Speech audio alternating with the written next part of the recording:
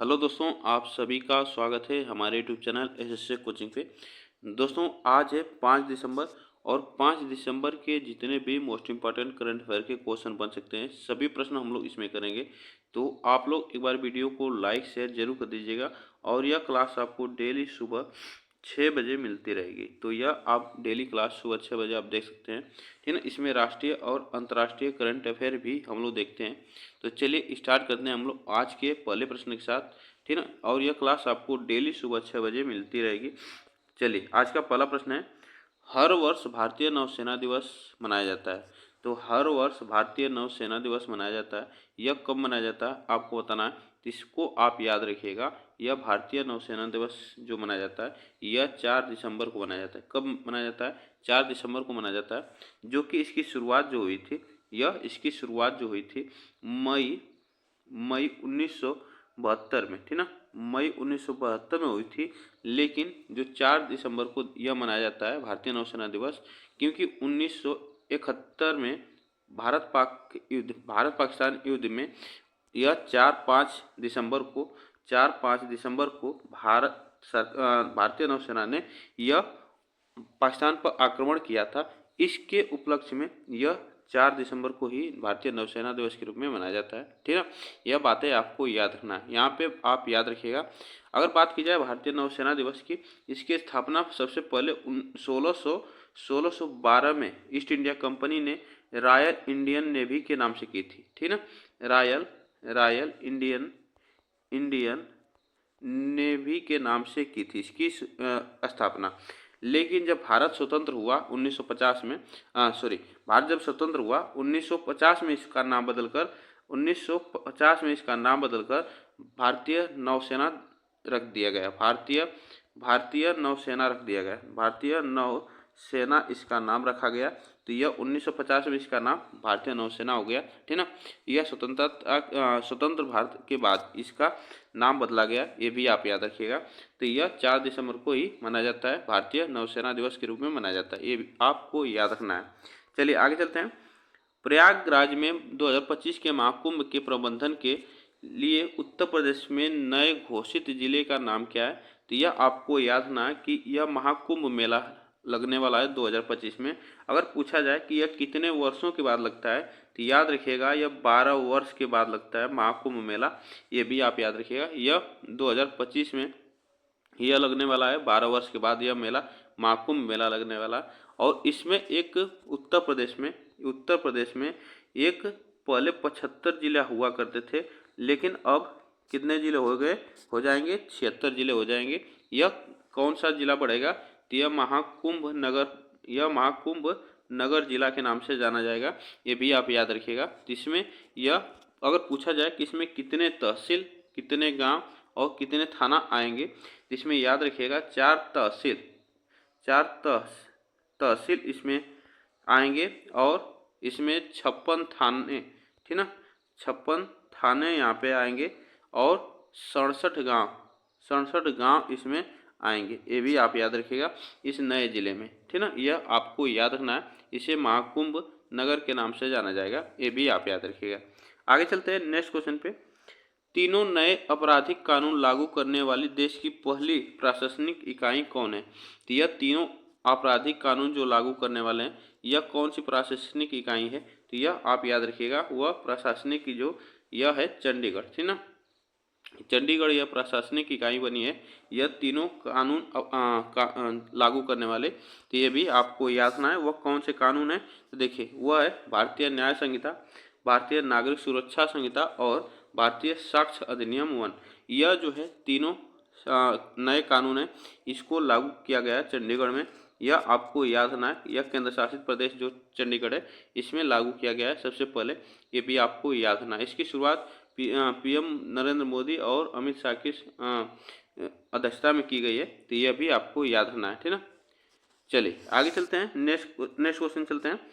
देखिए next question है, हाल ही में बांग्लादेश में भारतीय उच्चायुक्त का नाम क्या है? तो आपको बताना है भारतीय उच्चायुक्त का नाम आपको बताना है, वह कौन है बांग्लादेश में। तो ये इसको आप याद रखिएगा, वह कौन है? प्रणव वर्मा है, ठीक ना। कौन है? प्रणव वर्मा, ये भी आपको याद रखना है, यहाँ से प्रश्न बन सकता है। अगर बांग्लादेश की बात की जाए, तो बांग्लादेश की स्थिति इस समय बहुत ख़राब है। तो इसमें बांग्लादेश की अगर राजधानी पूछा जाए तो ढाका है, ठीक ना। बांग्लादेश की राजधानी ढाका है और यहाँ के कार्यवाहक जो प्रधानमंत्री हैं मोहम्मद यूसुफ हैं, ठीक ना। मोहम्मद यूसुफ यहाँ के कार्यवाहक प्रधानमंत्री हैं, ये भी आपको याद रखना है। यूसुफ यहाँ के प्रधानमंत्री हैं, इसमें कार्यवाहक जो कि शेख हसीना के बांग्लादेश छोड़ देने से यह यहाँ के कार्यवाहक जो प्रधानमंत्री बने यह मोहम्मद यूसुफ बने, ये भी आपको याद रखना है। यहाँ से प्रश्न बन सकता है। तो इसमें ऑप्शन जो से होगा सी ऑप्शन यहाँ पे से होगा। चलिए आगे चलते हैं। वार्षिक उद्योग सर्वेक्षण 2022-23 का डेटा उपयोगकर्ता सम्मेलन कहाँ आयोजित किया जाएगा? तो यह कहाँ पे वार्षिक उद्योग सर्वेक्षण जो 22-23 का डेटा है यह कहाँ पे आयोजित किया जाएगा? यह प्रश्न आपसे पूछा जा सकता है। तो याद रखिएगा यह नई दिल्ली में आयोजित किया जाएगा, ठीक है। इसका सम्मेलन नई दिल्ली में होगा। इसके बारे में थोड़ा सा जान लेते हैं। देखिए जो वार्षिक उद्योग सर्वेक्षण 2022-23 का डेटा है इसका उपयोगकर्ता सम्मेलन जो है 5 दिसंबर को 2024 नई दिल्ली में सुषमा स्वराज भवन में आयोजित किया जाएगा। और इस आयोजन का उद्देश्य जो है ASI डेटा के प्रति समझ को बढ़ाना और नीति निर्माण में इसके अनुरूप को सुविधाजनक बनाने और डेटा तक पहुंच और कार्यप्रणाली से संबंधित किसी भी चिंता का समाधान करने के लिए प्रमुख हितधारकों को एक साथ लाना है इसका उद्देश्य। ये भी आपको याद रखना है। तो यह कहाँ पे किया जाएगा? तो नई दिल्ली में सुषमा स्वराज भवन में किया जाएगा, इसका आपको याद रखना है। चलिए एशियाई ई स्पोर्ट खेलों की ई फुटबॉल स्पर्धा में किस भारतीय खिलाड़ी ने कांस्य पदक जीता है? तो किस भारतीय खिलाड़ी ने कांस्य पदक जीता है ई स्पोर्ट खेलों में ई फुटबॉल स्पर्धा में? तो इसमें कौन सा खिलाड़ी यह कांस्य पदक जीता है यह आपको बताना है।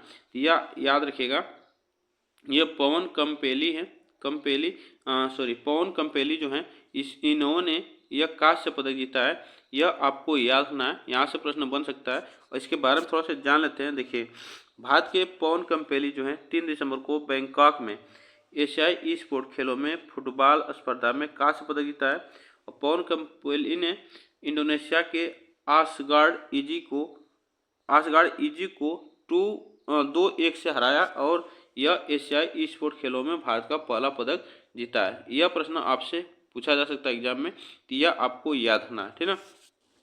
चलिए यह कहाँ पे आयोजित हो रहा है? बैंकॉक में आयोजित हो रहा है, ये भी आपको याद रखना है। चलिए नामीबिया किस राजनीतिक दल ने राष्ट्रपति चुनाव जीता है? तो नामीबिया में किस राजनीतिक दल ने राष्ट्रपति चुनाव जीता है यह आपको बताना है। इसमें देखिए जो राजनीतिक दल है वह आपको बताना है। तो इसमें देखिए याद रखिएगा South West Africa People's Organisation party है, इन्होंने राष्ट्रपति चुनाव जीता है, इस पार्टी ने राष्ट्रपति चुनाव जीता है। यह आपसे प्रश्न बन सकता है यहाँ से, ठीक ना।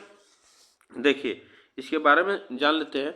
तो देखिए नामीबिया में जो सत्तारूढ़ पार्टी है यह South West African People's Organisation party है, ठीक। इन्होंने यह राष्ट्रपति चुनाव जीता है और नेटुम्बो नांदी नेतवा ने राष्ट्रपति चुनाव जीत लिया है, यह आपको याद रखना है। ये देश की पहली राष्ट्रपति महिला जो होगी, पहली महिला राष्ट्रपति होगी, यह आपको याद रखना है। कहाँ की? नामीबिया की। और यह 72 वर्षीय नानंदी नैदेत्ता वर्तमान में नामीबिया की उपराष्ट्रपति भी के रूप में कार्यरत हैं। तो यह आप याद रखिएगा, उपराष्ट्रपति है नामीबिया की, ये भी आप याद रखिएगा, ठीक ना। यहाँ से आपसे प्रश्न बन सकता है अगर नामीबिया की राजधानी पूछा जाए तो ये इसकी राजधानी अगर पूछा जाए तो इसकी राजधानी है विंडहॉक, ठीक ना। विंडहॉक इसकी राजधानी है, यह प्रश्न यहाँ से बन सकता है। चलिए आगे चलते हैं नेक्स्ट क्वेश्चन पे। अमेरिका के निर्वाचित राष्ट्रपति जो है डोनाल्ड ट्रंप ने किसे यूनाइटेड किंगडम में राजदूत के रूप में नामित किया है? तो यूनाइटेड किंगडम में राजदूत के रूप में नामित किया है, वह कौन है यह आपको बताना है। तो यह आप याद रखिएगा वारेन स्टीफेंस को राजदूत के रूप में नियुक्त किया गया है यूनाइटेड किंगडम में। यहाँ से प्रश्न यह याद रखिएगा। देखिए अमेरिका के जो राष्ट्रपति अभी हाल ही में चुने गए हैं डोनाल्ड ट्रंप ने, यह आपको याद रखना वारेन स्टीफेंस जो हैं यहाँ के यूनाइटेड किंगडम में राजदूत के रूप में नियुक्त किए गए हैं। और यह आपको वारेन स्टीफेंस जो है स्टीफेंस INC के अध्यक्ष और मुख्य कार्यकारी अधिकारी भी हैं, ये भी आप याद रखिएगा। चलिए आगे चलते हैं। यहाँ पे देखिए क्वेश्चन थोड़ा सा बड़ा है। दिल्ली सरकार ने किसी विश्वविद्यालय के खातों के अगले 5 वर्षों के लिए सीएजी द्वारा जांच कराने का निर्णय लिया है। तो आपको बताना है अगले 5 वर्षों के लिए सीएजी द्वारा जांच कराने का निर्णय लिया है। तो आपको याद रखना है वह कौन सा, तो आपको बताना इसमें किस विश्वविद्यालय के खातों का जांच कराएगी। तो इसमें याद रखिएगा इंदिरा गांधी दिल्ली महिला तकनीकी विश्वविद्यालय की जांच कराया जाएगा अगले 5 वर्षों के लिए। तो इसमें आपको याद रखना है सीएजी इसकी जांच करेगी। इसमें आप याद रखिएगा, इसको यहाँ से प्रश्न बन सकता है। देखिए, दिल्ली सरकार ने इंदिरा गांधी दिल्ली महिला तकनीकी विश्वविद्यालय के खातों की अगले 5 वर्षों के लिए नियंत्रक महालेखा परीक्षक सीएजी द्वारा जांच कराने का निर्णय लिया है। तो यह आपको याद रखना, यहाँ से प्रश्न बन सकता है। चलिए आगे चलते हैं। हाल ही में किस देश ने आपातकालीन मार्शल लॉ की घोषणा की है। तो आपातकालीन मार्शल लॉ की घोषणा की है वह किस देश ने की है। तो यह आप याद रखिएगा साउथ कोरिया ने की है।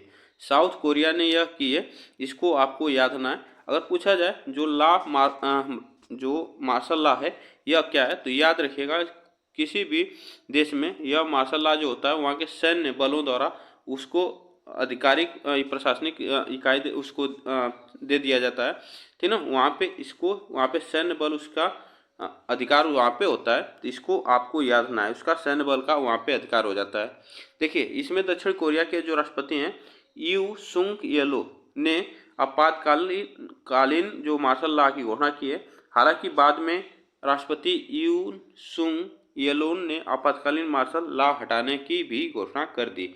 तो यह आपको याद रखना है, यहाँ के जो राष्ट्रपति हैं यू सुंग येलोन, यह आप याद रखिएगा, ठीक ना। यहाँ से प्रश्न बन सकता है। चलिए आगे चलते हैं। एशियाई विकास बैंक जो है एडीबी के 11वें अध्यक्ष के रूप में किसे चुना गया है।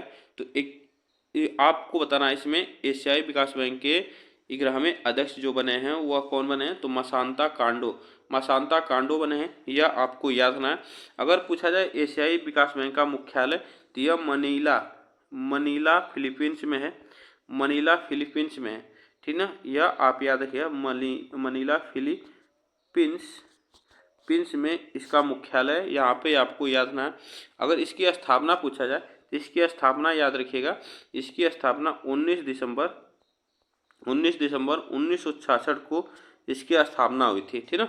यह आप याद रखिएगा, यहाँ से प्रश्न बन सकता है।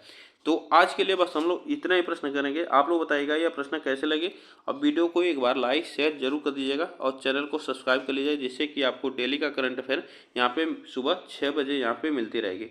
तब तक के लिए थैंक यू सो मच आप सभी को।